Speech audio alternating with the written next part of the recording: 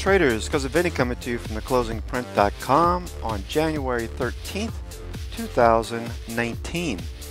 In this edition of your weekend video newsletter, we won't spend much time with the opening monologue, as U.S. domestic markets and international markets alike all look very bullish.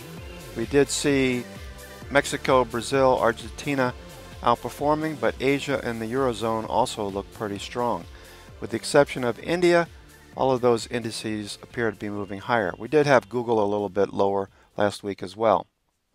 Earnings are starting with a vengeance, so we will start the week with a bit of caution as the indices are overbought.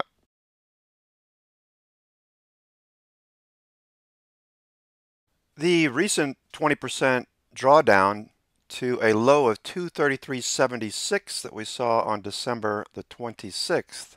We've rallied 10.86% off of the lows and right up into a resistance zone. So most likely, at a minimum, going to flag out here, especially considering an impactful earnings week with banks starting off, Citigroup, JP Morgan, Bank of America, Goldman Sachs, Wells Fargo. And if the markets are going to move higher, we need the financials to start participating.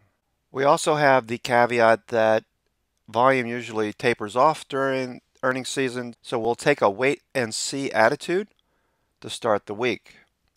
In addition, Netflix reports on Thursday after the close, so we will trade with caution this week. The 50-period moving average is just overhead. It's a possibility we could see that level first before being rejected or flagging out to consolidate this 10% gain from the December low. And if you were in the trading room Friday evening, we did see this very tight Bollinger Band situation on the 60-minute time frame where Bollinger Bands are starting to open up top and bottom now. Tick cumulative is rising going into earnings, and RSI is remaining above 50. So we left the week with a bullish note with earnings starting in earnest. In addition, the S&P 500 equal weight index, where no stock is more important than any other, left us with a bullish finish, rising up to the 618 Fibonacci level from the recent highs at 281 on the S&P.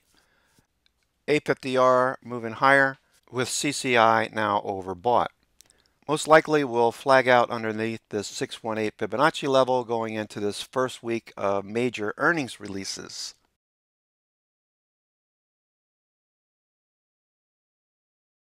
Drilling down into the sectors and industry groups, we can see, reading from left to right, each Friday we get a closing value.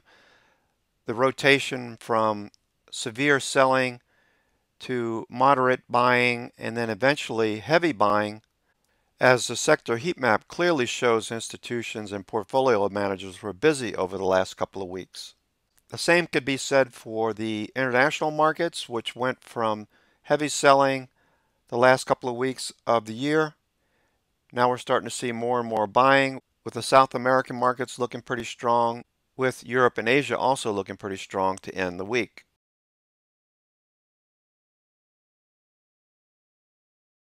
In addition, some names that showed up on the MarketSmith Growth 250, biotelemetry from previous watch lists. This one looks pretty interesting. Earnings 220, annual sales continue to ramp higher. 60-minute time frame showing a nice tight consolidation towards the end of the week, looking for a break higher with obvious pivot levels overhead, AOIs if you will, as targets. Sienna Corp from previous watch list, annual sales continue to increase. Note the timeliness rating of A, composite rating 99, trading above these pivot levels, flagging out, going into earnings in March. Looking for follow through here. Nice tight price action on the 60-minute time frame. Stops just below. If this does bounce and break out, you've got a clear winner going into the week. If not, it could start to put in some lower lows. So just keep an eye on Sienna to start the week, especially if you're still in it from previous watch lists where we've moved from 31 up to 37 pretty quickly. Dorman Products supplies automotive replacement parts and fasteners for the automotive aftermarket Annual sales and earnings continue to ramp higher. Relative strength line is rising, breaking out, still in a buy zone just above this 91.32 pivot. Looking for a follow through with earnings at the end of February. Looking pretty strong. Nice tight price action on the 60-minute time frame. Looking for a follow through breakout this week. Fabrinet with similar thoughts as we saw with Dorm. Annual sales and earnings continue to ramp higher. We have relative strength line climbing. Note the volume and earnings the beginning of February. Looking for a follow through this week on Fabrinet, FN. Innoviva from previous watch lists. It's a bit extended now. If you took this from the previous watch list, I would be scaling out a little bit. We took a little bit off of this one as well as it rallied and moving far away from the moving averages. Look for a little mean reversion in the short term.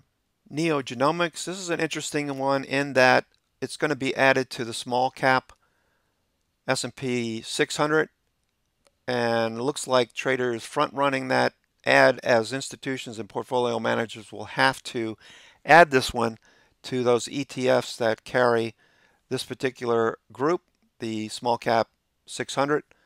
So look for a follow through. Cheap name. We could see 19 in the short term before earnings on that continued buying to start the week.